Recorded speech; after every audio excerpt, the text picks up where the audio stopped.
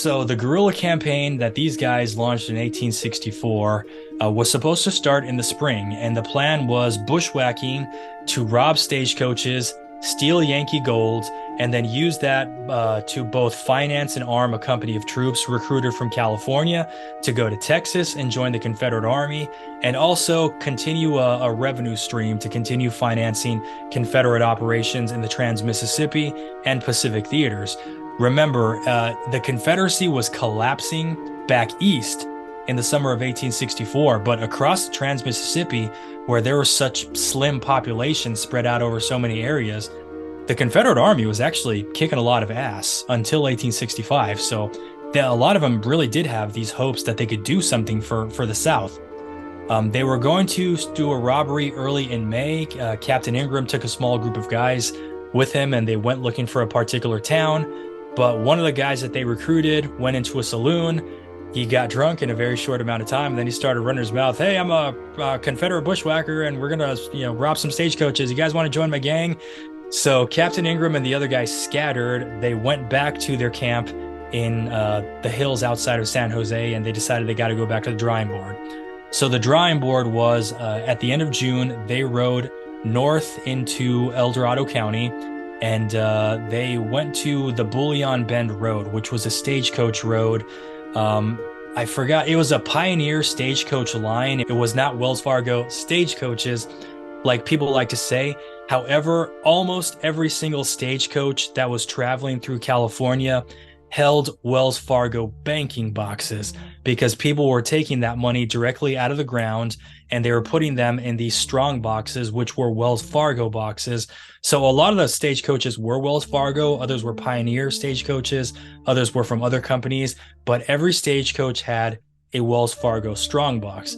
And their plan was they were going to stop these stagecoaches, steal the Wells Fargo strong boxes, and use the gold to finance their guerrilla war. They robbed the stagecoach at the Bullion Bend Road on June 30th at around 10 p.m. And Captain Ingram actually wrote the stagecoach operator a receipt saying, "We have taken this many pounds of gold, signed the Confederate States Army." And they rode off and buried the gold. And they thought that they were going to be good. They really thought that identifying themselves as Confederate soldiers was going to give them certain legal rights and status, because by 1864, everybody's reading about POWs and prisoner exchanges on the East Coast. So these guys really thought identifying themselves that way was going to save them.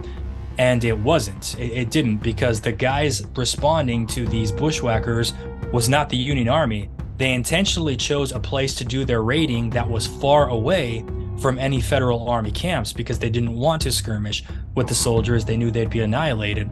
Well, the byproduct of that decision was the only people who could respond was law enforcement. So law enforcement is not worried about prisoners of war, especially not in California. They're worried about, there's just another armed gang that's robbing people. We need to put a stop to this now. So immediately the police start looking for these men. They showed up at an inn in the small town of Somerset. It was called the Somerset House, a very small bed and breakfast where they had some rooms. And around 5 o'clock in the morning, a couple of policemen arrive at this inn where the bushwhackers were hiding out.